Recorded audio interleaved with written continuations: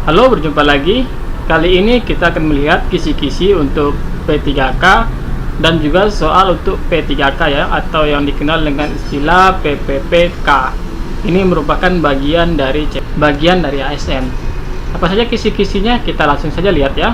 Nah, untuk kisi-kisi soal P3K atau PPPK ini terbagi menjadi 5 bagian ya.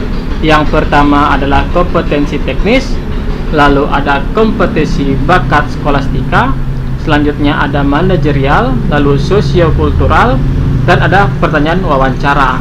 Nah, di sini ada butir soal yang sudah disediakan oleh pemerintah ya untuk menyiapkan calon P3K yang kompatibel ya, yang tidak kalah saing dengan PNS. Soalnya berjumlah 150 dengan waktu adalah 170 menit. Nah, untuk soal kompetensi teknis itu berkaitan dengan sesuai mata pelajaran dan ada tes bakat skolastika. Ini jumlah soalnya kalau ditotalkan sekitar 90 dengan waktu yaitu harus ditempuh sebanyak 120 menit. Itu berarti sekitar 2 jam ya, 2 jam. Bobotnya adalah 60%. Ini anggap saja untuk lulus P3K itu 60% dari 50 itu berapa soal? 60% dari 40 itu berapa soal ya. Lalu di sini manajerial itu ada 30 soal, sosial kultural itu ada 20 soal, lalu ada wawancara itu ada 10 soal dengan masing-masing waktu.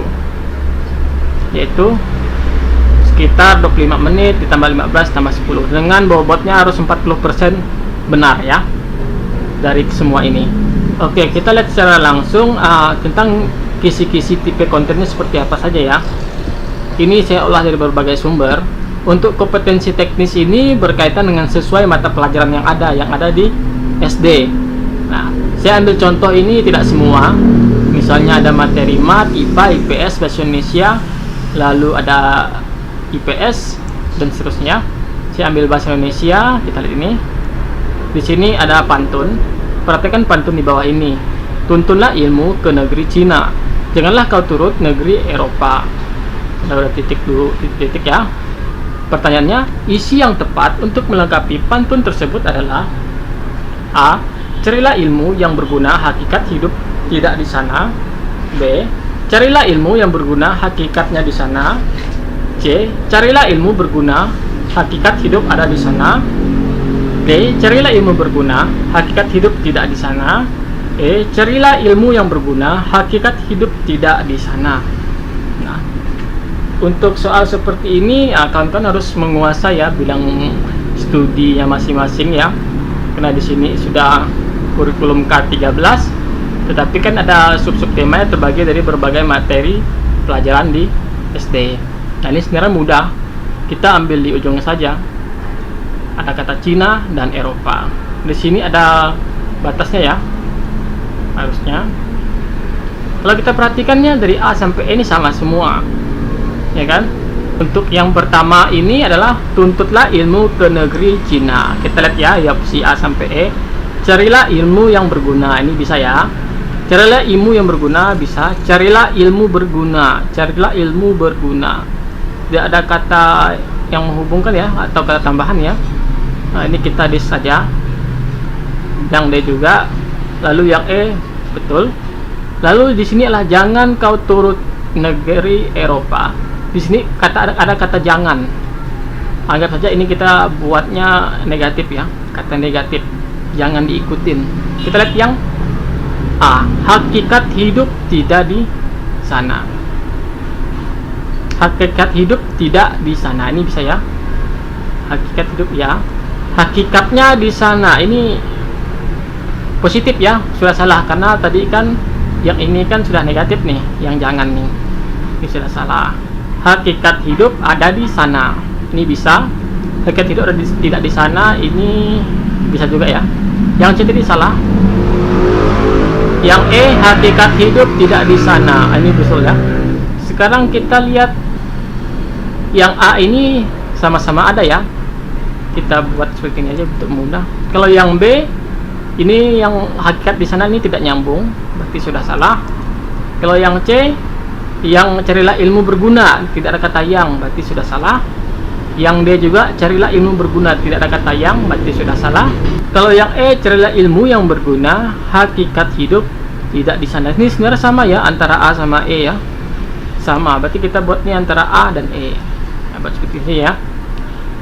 Oke, kita masuk ke ilmu pengetahuan alam. Perhatikanlah gejala-gejala alam biotik berikut ini: metamorfosis, fotosintesis, penyerbukan, reproduksi, perkawinan silang. Nah, itu adalah gejala biotik ya. Berdasarkan gejala alam biotik di atas, proses yang dialami kupu-kupu sejak dari proses bertelur hingga menjadi kupu-kupu dewasa ditunjukkan oleh nomor A1, B2, C3, D4, E5. Oke, di sini adalah gejala biotik di atas. Proses yang dialami kupu-kupu sejak dari proses bertelur hingga menjadi kupu-kupu dewasa ditunjukkan oleh nomor A. Kira-kira apa nih? Kalau metamorfosis ini kan dari apa dulu kira-kira? Yaitu dari telur sampai dia menjadi hewan sempurna ya.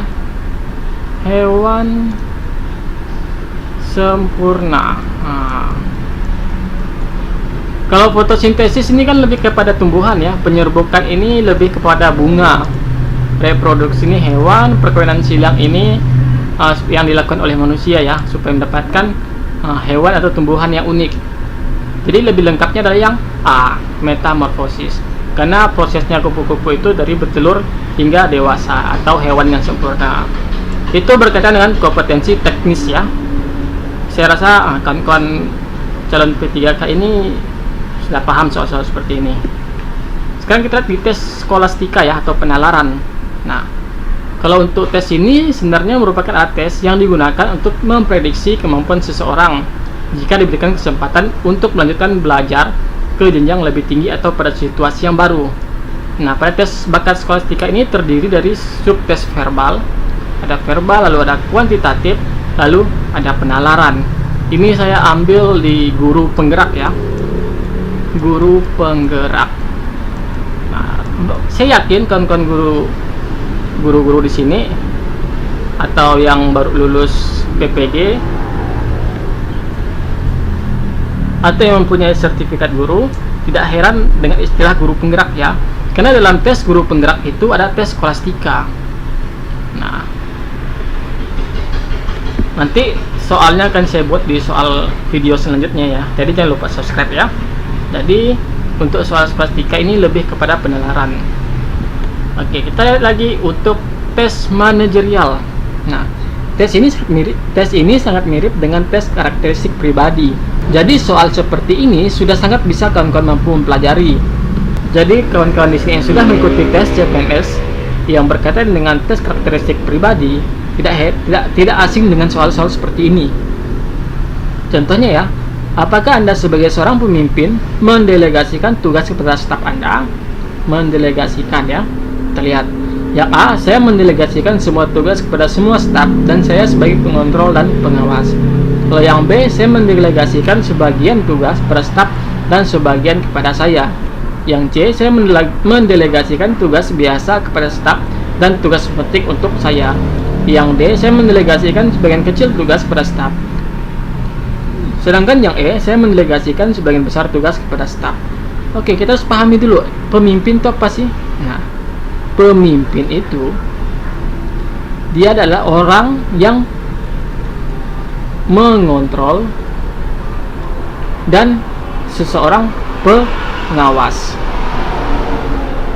Karena dia adalah orang yang bisa mengontrol dan mengawas, maka tidak heran dia bisa mendelegasikan. Jadi jawaban tepat adalah yang A. Bisa ya dipahami ya. Ini untuk tes manajerial. Untuk tes sosiokultural, mungkin bagi kawan-kawan ini ada yang asing nih, tapi sebenarnya mudah ya soal-soal seperti ini. Yaitu kompetensi ini adalah kemampuan dalam mempromosikan sikap toleransi, keterbukaan, atau peka terhadap perbedaan individu atau kelompok masyarakat.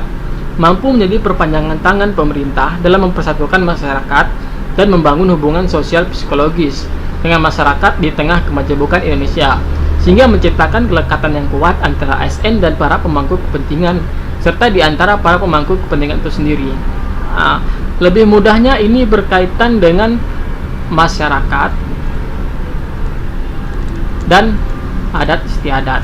Nah, hubungan kita dengan istiadat. Nah, ini hubungan antara kita sebagai ASN dengan masyarakat adat istiadat itu seperti apa sih? Nah, itu maksudnya.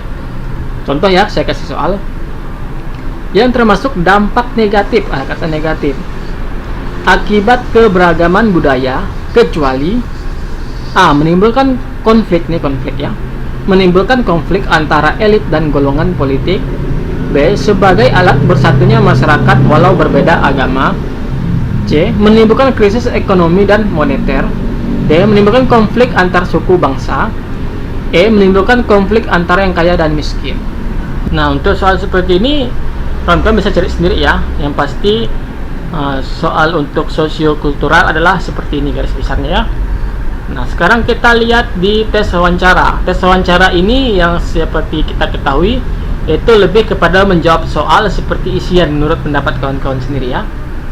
Oke, demikian berkaitan dengan kisi-kisi P3K. Dan jangan lupa subscribe supaya tidak tertinggal informasi selanjutnya. Terima kasih.